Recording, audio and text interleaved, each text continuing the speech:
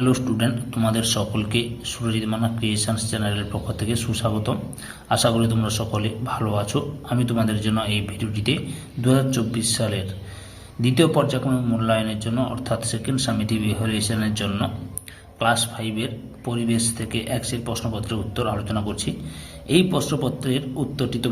প্রশ্নপত্রটি পেয়ে যাবে তোমরা দেবাশিস মৌলিক সম্পাদিত প্রান্তিকের প্রশ্ন প্রস্তুতি এর 10 নম্বর সেটে। স্কুলটির নাম হচ্ছে Rudranagar AL high school. Rudranagar AL high school, এই স্কুলের যে প্রশ্নপত্রের সেটটি রয়েছে সেই সেটে সম্পূর্ণ সমাধান করছি। তার আগে তোমাদের কাছে অনুরোধ, তোমরা ভিডিওটি পুরোটা দেখো।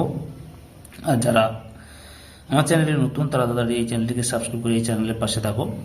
ভিডিওটিতে লাইক দাও, ভিডিওটি কেমন লাগলো কমেন্ট করে জানিও এবং ভিডিওটি শেয়ার করো। আলোচনা শুরু করছি। একে দাগে 10টি প্রশ্নের উত্তর দাও, অর্থাৎ প্রতিটি প্রশ্ন 1 নম্বর করে। প্রথম প্রশ্ন 1.1 দাগে সুন্দরবনের একটি বিখ্যাত প্রাণীর নাম কি? সুন্দরবনের একটি বিখ্যাত প্রাণীর নাম হলো royal Bengal tiger. Royal Bengal tiger. 1.2 দাগে প্রশ্ন এক শৃঙ্গ গন্ডার কোথায় দেখা যায়? উত্তরটি হলো জলদাপাড়ায়। জলদাপাড়ায়। 1.3 দাগে পশ্চিমবঙ্গের সবচেয়ে উঁচু পর্বতশৃঙ্গের নাম কি? উত্তরটি হলো সান্দাকফু। সান্দাকফু। 1.4 দাগে ফজলি আম কোথায় বিখ্যাত? উত্তর মালদা জেলায়। মালদা জেলায়। 1.5 দাগে কুলি পাখিরালয় কোথায় দেখা যায়? উত্তরটি হলো রায়গঞ্জে।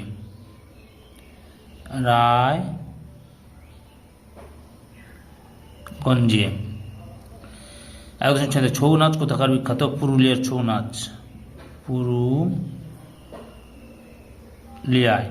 পুরুলিয়ার ছৌ নাচ বিখ্যাত। এরপরে 1.7 দাগে মোরব্বা কোথাকার বিখ্যাত? সিউড়ির, বীরভূমের সিউড়ির মোরব্বা। সিউড়ির মোরব্বা বিখ্যাত। 1.8 দাগে বাঁকুড়া কি জন্য বিখ্যাত? টেরাকোটা শিল্পের জন্য। টেরাকোটা শিল্পের জন্য বিখ্যাত। টেরাকোটা শিল্পের জন্য বিখ্যাত। 1.9 দাগে সুন্দরবনের কতগুলি দ্বীপ আছে? 135টি দ্বীপ আছে। 1.10 দাগে বাংলাদেশের বিখ্যাত গানটি কি? বাংলাদেশের বিখ্যাত গানটি আমি একটু নিচে লিখছি, এই যে এখানে লিখছি বাংলাদেশের বিখ্যাত গান আমার সোনার বাংলা আমি তোমায় ভালোবাসি। আমার সোনার বাংলা আমি তোমায় ভালোবাসি। আমি তোমায় ভালোবাসি। তারপর রয়েছে 1.11 দাগে বঙ্গভঙ্গ কত সালে হয়েছিল? উত্তরটি হলো 1905 সালে। 1.12 দাগে শাল গাছের জঙ্গল কোথায় দেখা যায়? উত্তরটি হলো পশ্চিমবঙ্গের পশ্চিমের মালভূমি অঞ্চলে। পশ্চিমের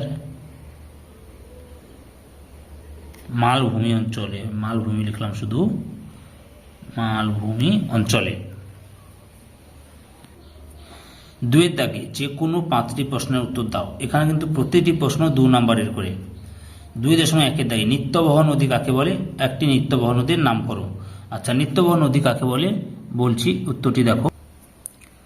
উত্তরটি দেখো যে সমস্ত নদী বরফ গলা জলে পুষ্ট, সারা বছর নদীতে জল থাকে এবং নৌ পরিবহনযোগ্য, সেই সমস্ত নদীকে বলা হয় নিত্যবহ নদী।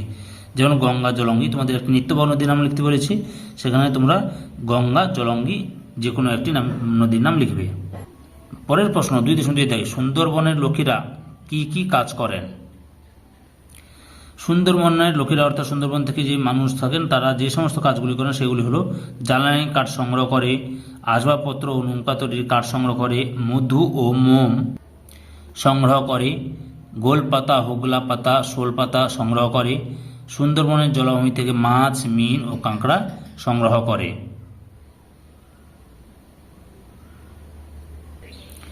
2.3 দাগে সুন্দরবনের গাছে কত ধরনের মূল দেখা যায় ও কি কি? সুন্দরবনের গাছে দুই ধরনের মূল দেখা যায়, দুই ধরনের মূল দেখা যায়।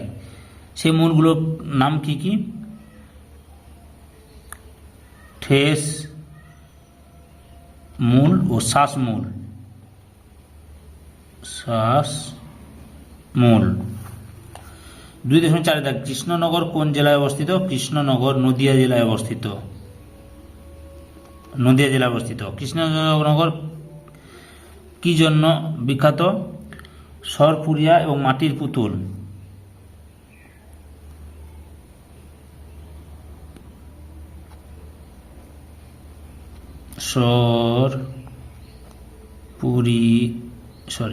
পুরিয়া, একটু বানানো স্পেলিংটা মিস্টেক হয়েছে, সরি।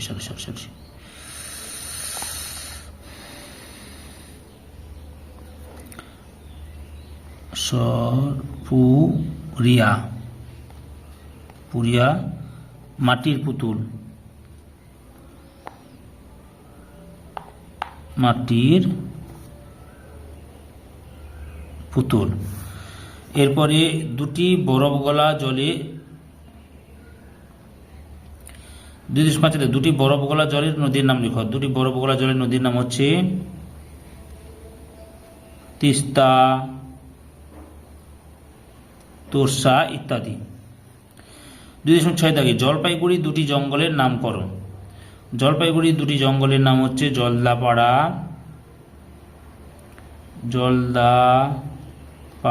গরুমারা। এছাড়া বক্সা জয়ন্তী রয়েছে। 2.7 দাগে, নদীমাতৃক সভ্যতা বলতে কি বোঝো? উত্তরটি লক্ষ্য করো। নদীকে কেন্দ্র করে যে সভ্যতা গড়ে ওঠে তাকে নদীমাতৃক সভ্যতা বলে। পৃথিবীর প্রাচীন সভ্যতাগুলো নদীর তীরেই গড়ে উঠেছিল, যেমন সিন্ধু নদীর তীরে প্রাচীন হরপ্পা সভ্যতা গড়ে উঠেছিল। তারপরে টাইগ্রিস ও ইউফ্রেটিস নদীর তীরে মেসোপটেমিয়া সভ্যতা ছিল। নীল নদীর তীরে মিশরের সভ্যতা সৃষ্টি হয়েছিল। এতটা পর্যন্ত লিখলেও হবে। তাছাড়া তোমরা কারণও দিতে পারো। আচ্ছা, কারণটা আমি একটু বলে দিচ্ছি। নদীর তীরে সভ্যতা গড়ে ওঠার কারণ কি? না, নদীর জল পানীয় ও জলসেচের চাহিদা মেটায়। নদী তীরবর্তী পলি মাটিতে কৃষিকাজ ভালো হয়। নদীর জলে নৌকা চালিয়ে যাতায়াত করা সহজ হয়। সম্পূর্ণ ভিডিওটি দেখার জন্য তোমাদের সবাইকে অসংখ্য ধন্যবাদ।